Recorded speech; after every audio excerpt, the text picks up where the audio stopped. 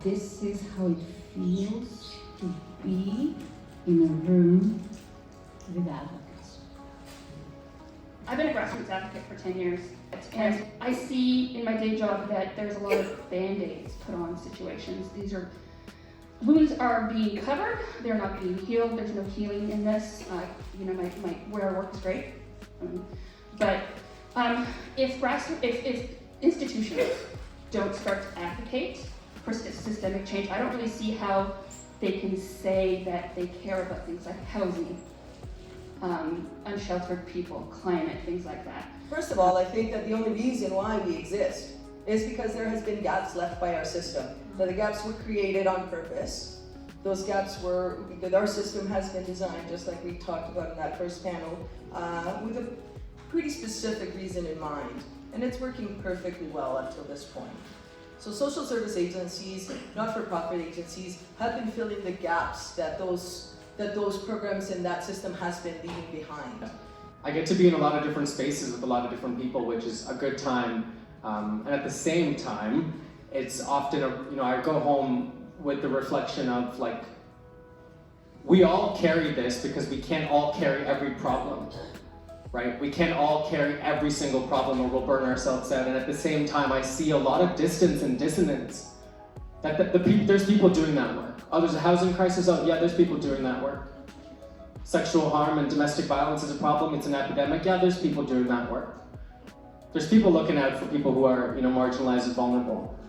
And so we distance ourselves from things, perhaps for survival, or perhaps it's easier to be ignorant, or perhaps we're too busy with our lives of privilege. And I saw that over the pandemic as an organizer.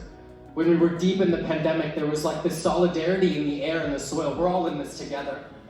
Like High School Musical, bury that. And we all experience everything together, and it's a shared experience. And that might have been a time where we were going through something together, but those realities did not look the same. I was privileged enough to move through the pandemic very differently than unhoused and vulnerable people I get to support. And so I saw the shift in the pandemic. There was this solidarity, and then once we went back to normalcy, whatever that means, it was like, oh yeah, that's good, cool, back to my life. Back to my social events, back to my privileged job, back to my bank, whatever it is. And so we once again distanced ourselves. And so there's a reminder that COVID gave me, which is let's not forget what we learned. Let's not forget to look inwards into our community. Because I hope we never have to go through something like that again. And at the same time, there's people who are going through things like that every day. And so I'm reminded that our problems are our problems, our shared problems. You can walk away from them, you can look away when someone's asking you for something on the street, but they're still there. And if you consider those your streets, then those are your people. And if you consider those your solutions, then those are your problems. And so do something about it. Join the effort in one way or another. Think about what gifts you have to share and make sure you share them. So collective problems, collective solutions.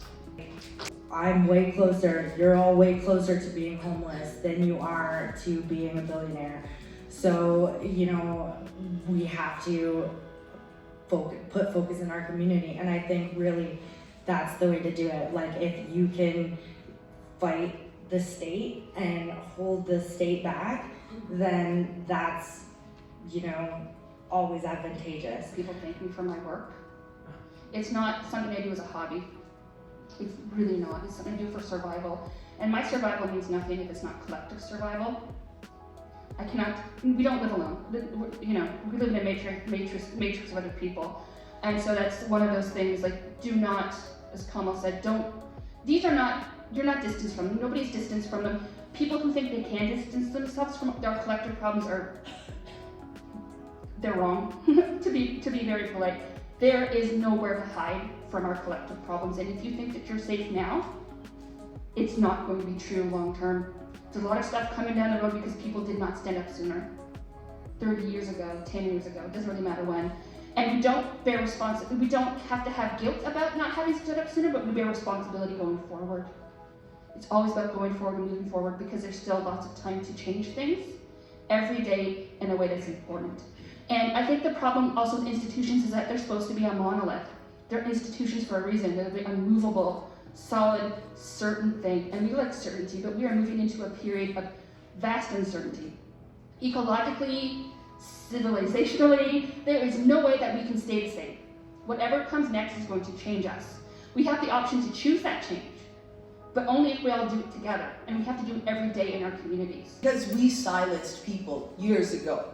We silenced their voice. Now our guilt is telling us and reminding us that our duty is to bring those voices back.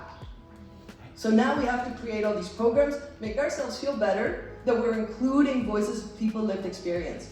But the only reason why we need their voices now and we have to actively involve them is because we've excluded them from the beginning. There's lots of people in our community that have been hurt so much that they're never going to be able to choose different. And so I stay.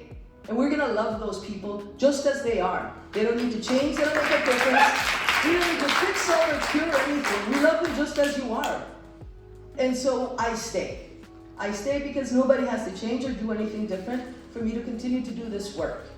As long as the system continues, I'm gonna have a job. I'm part of the system. I've been working in the system for 25 years. I am part of the system. I've been earning and living in this system. I need to recognize my own role in the system as well.